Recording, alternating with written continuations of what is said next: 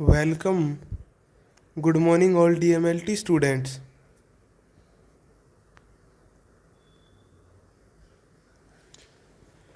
तो माइक्रोबायोलॉजी के अंदर आज का लेक्चर आपका किसके ऊपर है? Today's lecture on staphylococcus bacteria, यानी आज का लेक्चर आपका स्टेफाइलोकोकस बैक्टीरिया पे है। यानी सेपरेटली डिस्कस करेंगे अपन कि स्टेफाइलोकोकस कैसा बैक्टीरिया है, कौन सी डिजीज़ कोज करता है और उसकी लैब डायग्नोसिस क्या है, बायोकेमिकल रिएक्शंस कैसी हैं और मॉर्फोलॉजी कैसी है। तो वो सारी चीज़ें अपन आज के लेक्चर में डिस्कस करेंगे। और स्टेफाइलोकोकस मोस्ट इम्पॉर्टेंट बैक्टीरिया है। Yes, sister. तो फिर क्या है स्टेफाइलोकोकस? तो it is the commonest cause of suppression, या फिर यानी क्या है, ये कॉमनेस्ट सबसे कॉमन बैक्टीरिया है, सबसे कॉमन कोज सुप्रेशन कोज करता है। सूजन वगैरह जैसे कोई इन्फ्लामेशन या फिर बैक्टीरियल जो कॉमन इन्फेक्शन होते हैं वो कोज करता है। Next, the gene staphylococcus contain various species but the medical important species are staphylococcus aureus. यानी क्या है कि स्टेफाइलोकोकस बैक्टीरिया के अंदर काफ़ी सारी स्पीसीज हैं, काफ़ी सारे जीन्स हैं, ठीक है। जैसे कि स्टेफाइलोकोकस ऑरियस हो गया, स्टेफाइलोकोकस एपिडर्मेटाइटिस हो गया, या फिर स्टेफाइलोकोकस सेफ्रोफाइटिक हो गया। यानी बहुत सारी स्पीसीज हैं इसके अंदर अलग अलग, जिसके अंदर से अपने सिलेबस में कौन सी है, ओनली स्टेफाइलोकोकस ऑरियस है जो सबसे इंपॉर्टेंट स्पीसीज है इसकी, जो क्या है डिजीज कोज करता है। यानी पैथोजेनिक जो स्ट्रेन है वो क्या है, स्टेफाइलोकोकस ऑरियस है। नेक्स्ट देखिए मॉर्फोलॉजी ऑफ स्टेफाइलोकोकस ऑरियस, यानी मॉर्फोलॉजी कैसी है उसकी, कैसा दिखाई देता है वो शेप एंड स्ट्रक्चर। तो शेप कैसी होती है स्टेफाइलोकोकस की, राउंड शेप होती है, ठीक है। साइज कैसा होता है इसका, 1 माइक्रोम। साइज कैसा होता है, 1 माइक्रोम होता है डायमीटर के अंदर।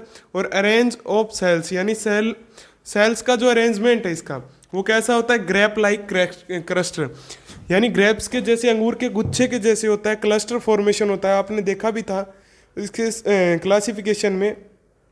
मोटिलिटी अगर देखें तो नॉन मोटाइल होता है स्टेफाइलोकोकस।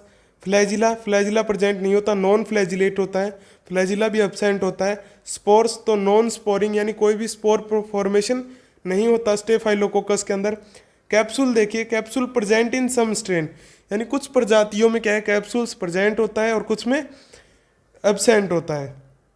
ग्राम स्टेनिंग रिएक्शन कैसी होती है, तो स्टेफाइलोकोकस कैसा बैक्टीरिया है, ग्राम पॉजिटिव।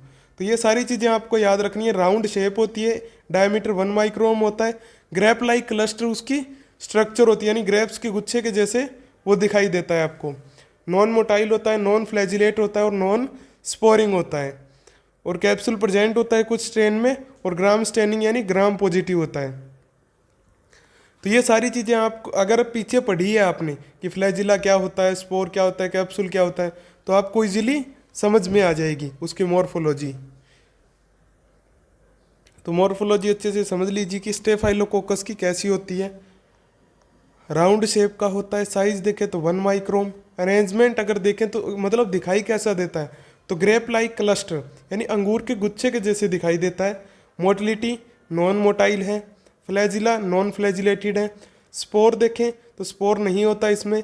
कैप्सूल्स प्रेजेंट होते हैं कुछ स्ट्रेन के अंदर, कुछ प्रजाति में। और ग्राम पॉजिटिव रिएक्शन शो करता है, यानी बैक्टीरिया कैसा होता है, ग्राम पॉजिटिव होता है।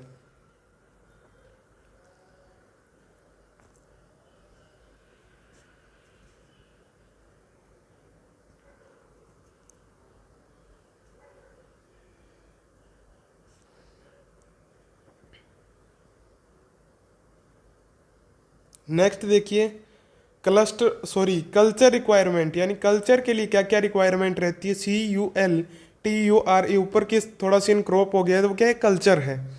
तो कल्चर आपने पहले पढ़ लिए पूरे के पूरे। अभी देखिए स्टेफाइलोकोकस के लिए क्या रिक्वायरमेंट रहती है। तो स्पेशल रिक्वायरमेंट क्या है, no special requirement for culture, यानी कल्चर के लिए कोई स्पेशल रिक्वायरमेंट नहीं है। Readily grow on ordinary culture media, और जो ऑर्डिनरी कल्चर मीडिया रूटीनली जो अपन काम में लेते हैं लैब के अंदर, उनके ऊपर ये ग्रोथ कर जाता है। ऑप्टिमम टेम्परेचर कितना चाहिए स्टेफाइलोकोकस को ग्रोथ करने के लिए, तो 10 to 42 डिग्री सेल्सियस, यानी 37 डिग्री सेल्सियस एवरेज लगा सकते हो आप। ऑप्टिमम टेम्परेचर क्या चाहिए ग्रोथ करने के लिए, तो सॉरी ऑप्टिमम पीएच। तो 7.4 टू 7.6 क्या होनी चाहिए, पीएच होनी चाहिए। ऑक्सीजन की रिक्वायरमेंट, तो staphylococcus aureus is aerobe and facultative anaerobes, यानी स्टेफाइलोकोकस ओरियस कैसा होता है, एरोब होता है, यानी ऑक्सीजन की प्रेजेंस में ग्रोथ करता है। और कई बार क्या है, फैकल्टेटिव एन एरोब भी होता है, यानी अनॉक्सी कंडीशन में भी क्या है, ग्रोथ कर लेता है। तो टेम्परेचर तो क्या होना चाहिए, 10 टू 42 डिग्री, पीएच चाहिए 7.4 टू 7.6 डिग्री, और क्या है, एरोब्स होते हैं और फैकल्टेटिव एनएरोब्स होते हैं। तो ये क्या है, कल्चर के लिए रिक्वायरमेंट है, यानी कैसे एनवायरनमेंट के अंदर किस प्रकार स्टेफाइलोकोकस ग्रोथ करता है। नेक्स्ट देखिए, various culture media for staphylococcus Orius, यानी स्टेफाइलोकोकस ओरियस के लिए अपन कौन से कल्चर मीडिया काम में लेते हैं, उसको कौन से मीडिया के ऊपर ग्रोथ करवा के देखते हैं। तो एक तो न्यूट्रिएंट एगार मीडिया हो गया सबसे पहले, ब्लड एगार मीडियम हो गया, मैकोंकी एगार मीडियम हो गया, मैनिटोल साल्ट एगार मीडियम हो गया, मिल्क एगार हो गया, लिक्विड मीडियम हो गया।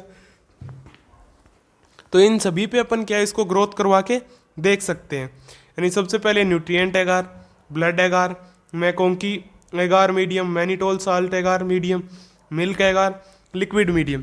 तो ये सारी चीज़ें आपको, ये जनरल इन्फॉर्मेशन है स्टेफाइलोकोकस की, ये अच्छे तरीके से याद होनी चाहिए आपको, क्योंकि एग्जाम में 20 नंबर का क्वेश्चन भी आ सकता है, पूरा स्टेफाइलोकोकस बैक्टीरिया आपको डिस्क्राइब करना हो। शॉर्ट क्वेश्चन भी पूछ सकता है कि कल्चर कैसे लगाते हैं स्टेफाइलोकोकस का, कौन से मीडिया पे लगाते हैं, या पैथोजेनेसिस पूछ सकते हैं। तो काफ़ी सारे छोटे छोटे क्वेश्चन भी बनते हैं बैक्टीरियोलॉजी से। मोस्टली तो बड़ा क्वेश्चन ही आता है 20 नंबर का,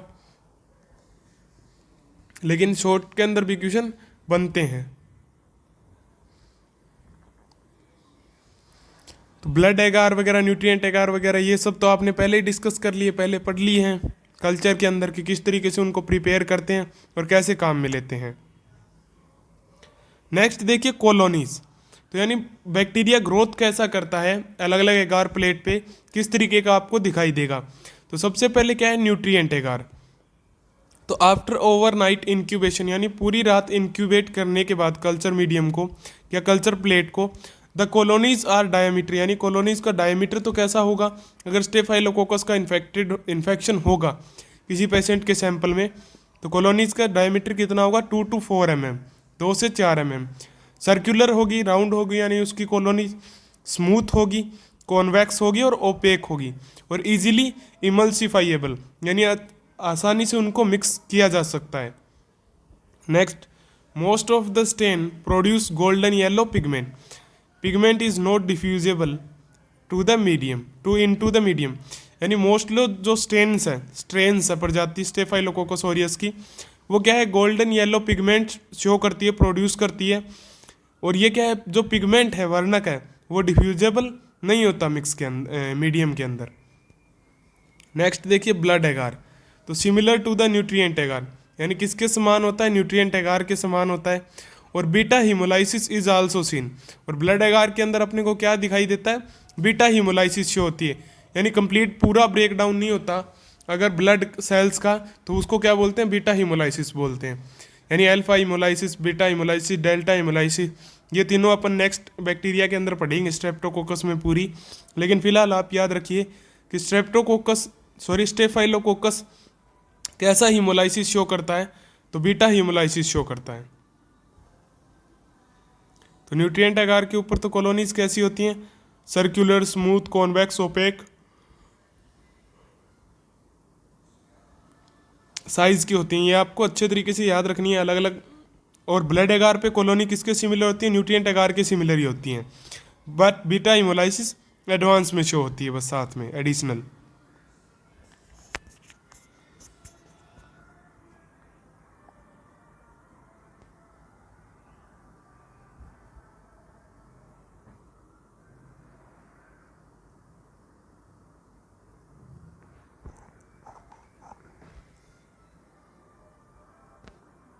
नेक्स्ट क्या है, मैकोंकी एगार के ऊपर कॉलोनीज कैसी दिखाई देती हैं।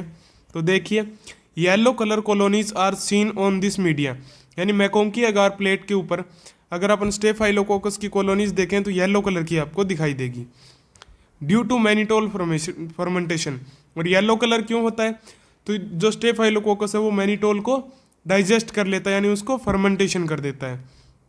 नेक्स्ट है लिक्विड मीडिया में कैसी होगी, तो uniform turbidity is produce in peptone water and nutrient growth, यानी यूनिफॉर्म टर्बिडिटी दिखेगी, यानी पूरी एक साथ एक जैसी ग्रोथ दिखेगी आपको लिक्विड मीडिया के अंदर। और लिक्विड मीडिया कौन से काम में लेते हैं स्टेफाइलोकोकस के अंदर, तो पेप्टोन वाटर और न्यूट्रिएंट ग्रोथ। तो मैकोंकी अगार पे येलो कलर की होगी,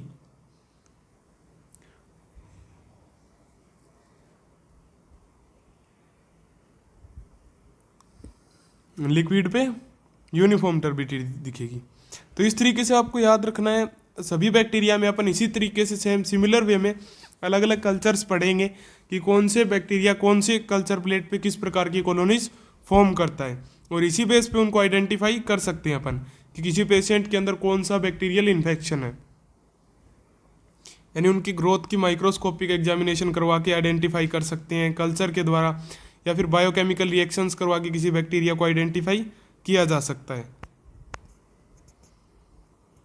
नेक्स्ट देखिए बायोकेमिकल रिएक्शन कैसी होती है, तो कैटलेज पॉजिटिव होता है स्टेफाइलोकोकस, ऑक्सीडेज नेगेटिव होता है।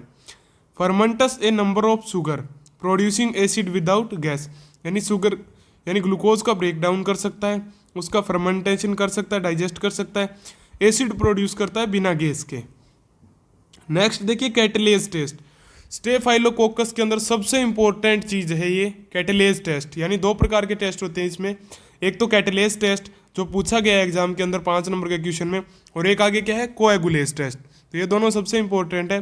कैटलेज टेस्ट क्या होता है कि कैटलेज एंजाइम कन्वर्ट H2O2 यानी hydrogen peroxide into water and oxygen, यानी कैटलेज एंजाइम वह एंजाइम होता है जो क्या है हाइड्रोजन प्रोक्साइड को हाइड्रोजन और पानी के अंदर कन्वर्ट कर देता है, H2O2 को H2O और ऑक्सीजन में कन्वर्ट कर देता है। So the test of catalase positive and negative done on a slide with hydrogen peroxide plus में स्टेफाइलोकोकस बैक्टीरिया, यानी कैटलेज जो टेस्ट होता है उसका पॉजिटिव और नेगेटिव डिटेक्शन अपन कैसे कर सकते हैं कि एक स्लाइड के ऊपर हाइड्रोजन प्रोक्साइड लेंगे और स्टेफाइलोकोकस बैक्टीरिया लेंगे, यानी दोनों चीज़ें एक स्लाइड के ऊपर लेंगे और उनको मिक्स करेंगे अच्छे तरीके से। तो कैटलेज होता क्या है कि हाइड्रोजन प्रोक्साइड को ऑक्सीजन और वाटर के अंदर कन्वर्ट कर देता है, वह एंजाइम होता है ह्यूमन बॉडी के अंदर। और स्टेफाइलोकोकस बैक्टीरिया भी कैटलेज एंजाइम क्या करता है सिक्रेट करता है।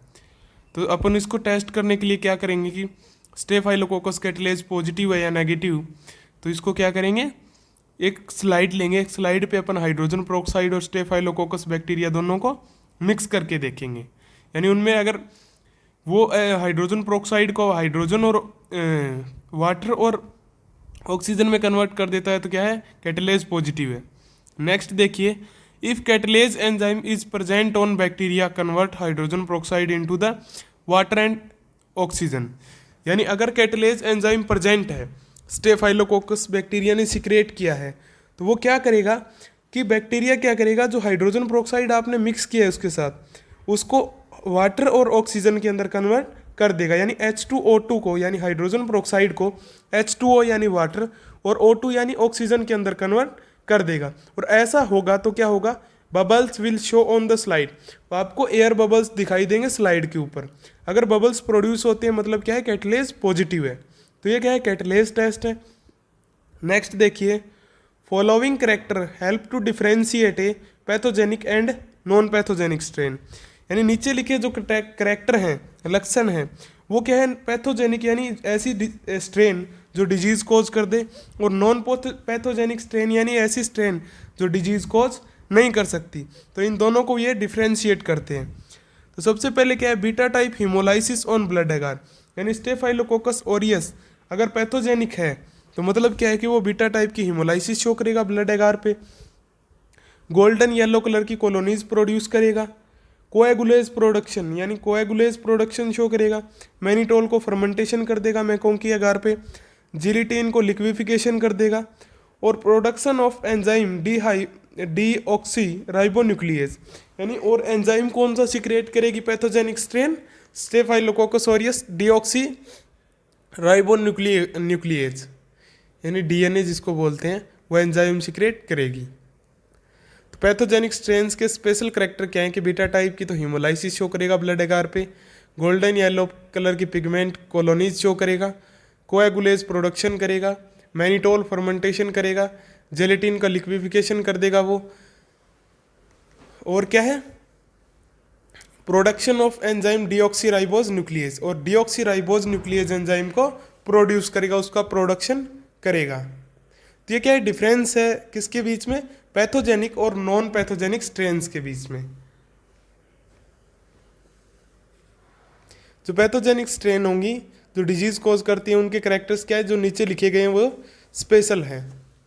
तो ये आपको याद होना चाहिए कि पैथोजेनिक स्ट्रेन और नॉन पैथोजेनिक स्ट्रेन में डिफरेंस क्या होता है।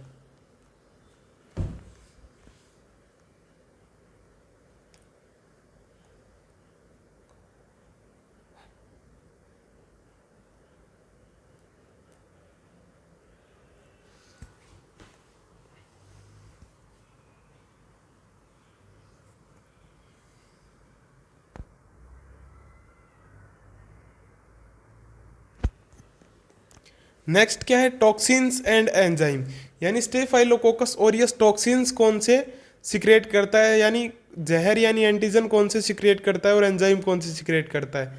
तो टॉक्सिन्स में सबसे पहला टॉक्सिन क्या है हीमोलाइसिन। तो अल्फा बीटा और डेल्टा हीमोलाइसिन तीनों टाइप की हीमोलाइसिन प्रोड्यूस करता है, यानी ब्लड सेल्स को ब्रेक डाउन कर देता है, हीमोलाइसिस कर देता है उनका, कौन स्टेफाइलोकोकाई। और ये क्या है एक्सोटॉक्सिन्स होते हैं हीमोलाइसिन। नेक्स्ट है ल्यूकोसिडीन, तो ये क्या है इन्फेक्शन कर देता है किसके अंदर ऑर्गन्स के अंदर, जैसे स्टमक के अंदर हो गया, लीवर के अंदर हो गया, यानी जहाँ पे स्टेफाइलोकोकस ने ल्यूकोसिडीन सिक्रेट कर दिया वहाँ पे क्या हो जाएगा इन्फेक्शन हो जाएगा। एंटेरोटॉक्सिन मतलब इंटेस्टाइन के अंदर अगर इन्फेक्शन कर रहा है स्टेफाइलोकोकस तो कौन सा टॉक्सिन एक्सक्रीट कर रहा है एंटेरोटॉक्सिन। नेक्स्ट है TSST यानी टॉक्सिक शॉक सिंड्रोम टॉक्सिन, यानी किसी पेशेंट की अचानक से डेथ हो जाती है शॉक की वजह से तो वो भी टॉक्सिन सिक्रेट करता है staphylococcus TSST toxic shock syndrome.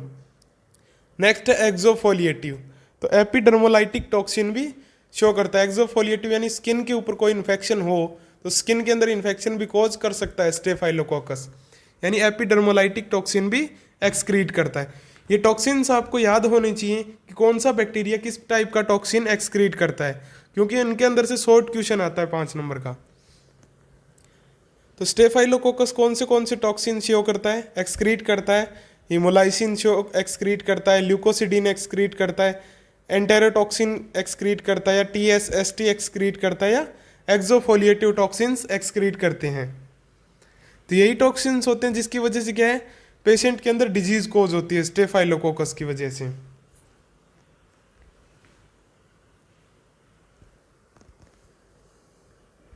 Next enzyme कौन से एक्सक्रीट करता है वो, तो कोएगुलेज एंजाइम एक्सक्रीट करता है, फोस्फेटेज और डीऑक्सीराइबोन्यूक्लियेज एंजाइम एक्सक्रीट करता है, यानी 3 प्रकार के एंजाइम एक्सक्रीट करता है स्टेफाइलोकोकस, कोएगुलेज, फोस्फेटेज और डीऑक्सीराइबोन्यूक्लियेज। नेक्स्ट देखिए कोएगुलेज टेस्ट क्या है, तो ये दूसरी चीज इंपॉर्टेंट है, सबसे इंपॉर्टेंट है स्टेफाइलोकोकस के अंदर कि coagulase has a property to clot human और रैबिट प्लाज्मा, यानी कोएगुलेज एंजाइम की प्रॉपर्टी होती है, विशेषता होती है कि वो ह्यूमन और रैबिट के प्लाज्मा को क्लॉट कर सकता है, उनका थक्का बना सकता है। Coagulase secreted free into the culture media, और जब अपन बैक्टीरिया को ग्रोथ करवा के देखते हैं ठीक है स्टेफाइलोकोकस को, तो वो क्या है कल्चर मीडिया के अंदर कोएगुलेज को सिक्रेट करता है।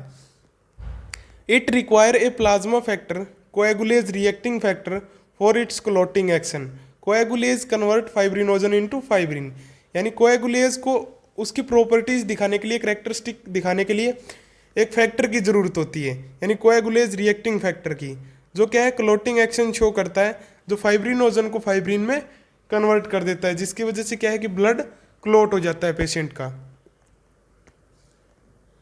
और फाइब्रिनोजन को फाइब्रिन में कन्वर्ट करने क्या कहलाता है आपको पता है ब्लड क्लॉटिंग कहलाती है।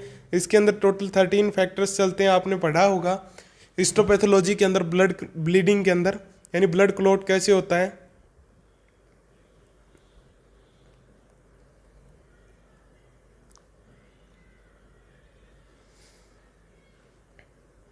तो कोएगुलेज को किसकी जरूरत होती है, CRF की जरूरत होती है अपनी मैकेनिज्म, अपना एक्शन शो करने के लिए, अपना रिएक्शन शो करने के लिए। नेक्स्ट अपन देखेंगे कि कोएगुलेज टेस्ट क्या होता है, कैसे डिटेक्ट कर सकते हैं कि किसी बैक्टीरिया के अंदर कोएगुलेज स्टेफाइलोकोकस का इन्फेक्शन है या नहीं। तो मेथड देखिए, it is done by 2 method, यानी कोएगुलेज टेस्ट अपन 2 मेथड से कर सकते हैं। एक तो स्लाइड मेथड है और दूसरा ट्यूब मेथड है। It is done to differentiate pathogenic strain from non pathogenic strain. और कोएगुलेज टेस्ट अपन क्यों करके देखते हैं कि पैथोजेनिक और नॉन पैथोजेनिक स्ट्रेन को अलग करने के लिए, डिफ्रेंशिएट करने के लिए, कि पेशेंट के अंदर जिस स्टेफाइलोकोकस बैक्टीरिया का इन्फेक्शन है वो पैथोजेनिक है यानी हानिकारक है या नहीं है। नेक्स्ट देखिए स्लाइड मेथड। तो slide coagulation test, coagulase test detect band coagulase, यानी स्लाइड जो कोएगुलेज टेस्ट होता है उसको क्या बोलते हैं, बैंड कोएगुलेज टेस्ट भी बोलते हैं। नेक्स्ट देखिए, a few colonies of bacteria are emulsified in a drop of normal saline, यानी बैक्टीरिया की कुछ कॉलोनीज को आपको स्लाइड पे लेना है, ठीक है। यानी किसी बैक्टीरिया को ग्रोथ करवाया कल्चर प्लेट के ऊपर, जैसे न्यूट्रिएंट या ब्लड एगार पे ग्रोथ करवाया, फिर उसकी बैक्टीरिया की जो कॉलोनी है ग्रोथ किया है जहाँ पे, उस कॉलोनी को नॉर्मल स्लाइन के अंदर मिक्स करना है और स्लाइड के ऊपर लेना है। फिर क्या है, उसको मिक्स करना है किसके साथ, अनडाइल्यूटेड यानी बिना डाइल्यूटेड रेबिट और ह्यूमन के प्लाज्मा के साथ। यानी स्लाइड पे आपको क्या क्या लेना है कोएगुलेज टेस्ट करने के लिए, सबसे पहले बैक्टीरिया की कॉलोनी लेनी है, उसको इमल्सिफाई यानी मिक्स करना है किसके साथ, नॉर्मल सलाइन के साथ। फिर क्या लेना है आपको, अनडाइल्यूटेड यानी बिना डाइल्यूशन किया हुआ रेबिट और ह्यूमन की प्लाज्मा लेनी है और उन दोनों को मिक्स कर देना है। Immediately clumping occur with coagulase positive strain.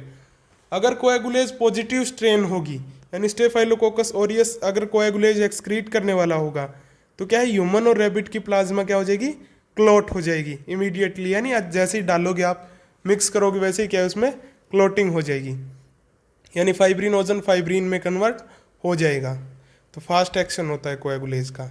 ये क्या है, स्लाइड टेस्ट है, इसके द्वारा अपन डिटेक्ट कर सकते हैं अगर क्लम्पिंग हो गई प्लाज्मा की, ह्यूमन प्लाज्मा की, इसका मतलब तो क्या है, कोएगुलेज पॉजिटिव है। अगर क्लम्पिंग नहीं हुई तो कोएगुलेज नेगेटिव है। तो ये क्या है, स्लाइड टेस्ट है कोएगुलेज का, जो अपन करके देखते हैं स्टेफाइलोकोकस बैक्टीरिया के लिए लैब के अंदर। नेक्स्ट क्या है, tube method.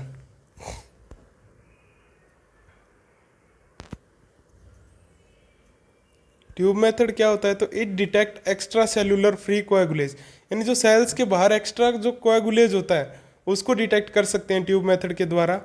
0.1 ml of an overnight broth culture और an agar culture suspension at the organism is mixed with 0.5 ml of 1/5 dilution of human और रैबिट प्लाज्मा। यानी सबसे पहले तो आपको 0.1 ml क्या लेना है, ग्रोथ लेनी है, यानी ब्रोथ के ऊपर करवाई गई हो या कल्चर प्लेट के ऊपर करवाई हो बैक्टीरियल कॉलोनीज लेनी है और उसका सस्पेंशन क्रिएट करना है आपको।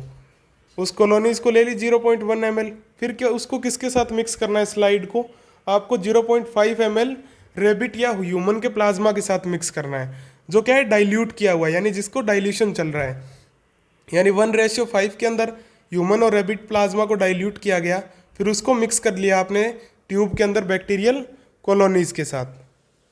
Diluted plasma alone in a second tube serve as a control tube, और डाइल्यूटेड प्लाज्मा को आपको एक दूसरी ट्यूब में भी लेना है जिसको कंट्रोल ट्यूब के लिए आप कंट्रोल ट्यूब के रूप में काम में लोगे। Tubes are incubated in a water bath, यानी ट्यूब्स को इंक्यूबेट करना है आपको वाटर बाथ के अंदर, कितने डिग्री टेम्परेचर पे, 37 डिग्री सेल्सियस के ऊपर 3 से 6 घंटे के लिए। Next, in case of positive test plasma clot and does not flow when the tube is inverted. अगर पॉजिटिव टेस्ट हो गया यानी अगर ब्लड यानी प्लाज्मा क्लोट हो गया, ब्लड क्लोटिंग हुई, यानी क्या है कोएगुलेज टेस्ट पॉजिटिव है, तो क्या होगा कि जब आप ट्यूब को 3 या 6 घंटे के बाद जब इन्वर्ट करोगे यानी हिलाओ डुलाओगे या फिर उसको टेढ़ा करोगे तो क्या है ब्लड प्लाज्मा ब्लड फ्लो नहीं होगा, यानी प्लाज्मा ह्यूमन और रैबिट का प्लाज्मा फ्लो नहीं होगा, हिलेगा डुलेगा नहीं इधर उधर, यानी वो क्लॉट हो गया है अगर क्या है कोएगुलेज पॉजिटिव है तो। अगर नेगेटिव है तो प्लाज्मा क्या है फ्लो करेगा यानी इधर उधर हिलेगा ट्यूब को इन्वर्ट करने पे। तो ट्यूब मेथड में क्या करते हैं कि सबसे पहले तो क्या है कि बैक्टीरिया की ग्रोथ की हुई कॉलोनीज़ को लेते हैं 0.1 ml, फिर क्या करते हैं उसमें रैबिट का और ह्यूमन की प्लाज्मा मिक्स करते हैं ट्यूब के अंदर, और दोनों को क्या करते हैं इंक्यूबेट करते हैं फिर 37 डिग्री सेल्सियस के ऊपर 3 से 6 घंटे के लिए। उसके बाद में ट्यूब को इन्वर्ट करके देखते हैं कि पेशेंट की ब्लड क्लोटिंग हुई है या नहीं हुई। अगर क्लोटिंग होगी इसका मतलब कोएगुलेज टेस्ट पॉजिटिव है, अगर क्लोटिंग नहीं हुई तो कोएगुलेज टेस्ट नेगेटिव है। मैं आपको पहले ही बता रहा हूँ स्टेफाइलोकोकस के अंदर कोएगुलेज टेस्ट और कैटलेज टेस्ट दोनों मोस्ट इंपॉर्टेंट है, तो इनको अच्छे तरीके से समझिए और अच्छे तरीके से याद कीजिए।